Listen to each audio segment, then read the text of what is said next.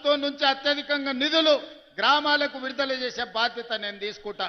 మరి మీరు మాత్రం మంచి వాళ్ళను, ప్రజలతో మంచిగా ఉండే వాళ్ళనే సర్పంచులుగా ఎన్నుకోండి. ఒకవేళ సర్పంచ్ కింద కిరికిరిగాడు వచ్చిందంటే మన కాలం 5 ఏళ్ళు చూస్తుంటేనే కండ్ల ముందల కరిగిపోతుంది. ఎక్కడైనా మన చుట్టం ఉంటే ఉండొచ్చు, ఏడ బావ అన్నా సరే కానీ వంకాయ తోటకాడ బావ అనొద్దని వెనకటి పెద్దోళ్ళే చెప్పారు. అవునా? ఇక ఒకడొకడు ఉంటాడు, వాడు 3 ఏళ్లకు 33 దొడ్లు ఉన్నాయని పొంకనాలు చెప్పేటోడు వస్తాడు. ఇట్లాంటోళ్ళని కింద మీరు వార్డు మెంబర్లుగా సర్పంచులుగా చేసిరంటే, మీరు బుద్ధిమంతుడని సర్ది కడితే వాడు చక్కగా బొడ్రాయి కాడు పోయి భోంచేసి మళ్ళీ వచ్చి ఇంకేం పెడతామని అడిగిండు అనుకో, మీ ఊర్లన్నీ దెబ్బతింటాయి.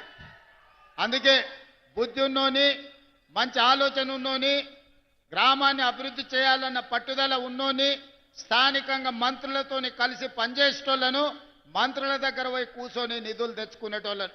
ఇవాళ ఉస్నాబాద్కి ఎందుకు వచ్చినాయి నిధులు? పొన్నం ప్రభాకర్ ఎమ్మెల్యేగా ఉన్నాడు, మంత్రిగా ఉన్నాడు కాబట్టి ముఖ్యమంత్రి దగ్గర వచ్చి కూర్చొని కొట్లాడి నిధులు తెచ్చాడు. రేపైనా మీ గ్రామాలకు నిధులు రావాలంటే ఆ సర్పంచ్ ఎమ్మెల్యే దగ్గరనో మంత్రి దగ్గరనో కూర్చొని ఈ ప్రభుత్వంలో నిధులు తెచ్చుకోవాలి. మంచిగా అడిగితే నిధులు వస్తాయి, మాట్లాడితే నిధులు వస్తాయి, మన సమస్యలు చెప్పుకుంటే నిధులు వస్తాయి. తద్వారా మన సమస్యలు పరిష్కారం అవుతాయి, గ్రామాలు అభివృద్ధి చెందుతాయి. మేము ఎన్ని వైరుధ్యాలున్నా కేంద్రానికి ఇన్నిసార్లు పోయి రాష్ట్రానికి అవసరమైన నిధులు తీసుకొస్తున్నాం. అందుకే ఈ గ్రామ పంచాయతీ ఎన్నికలు మన గ్రామాలలో వెలుగులు నింపే ఎన్నికలు. మీరు మంచోళ్ళను చూసి ఎన్నుకోండి.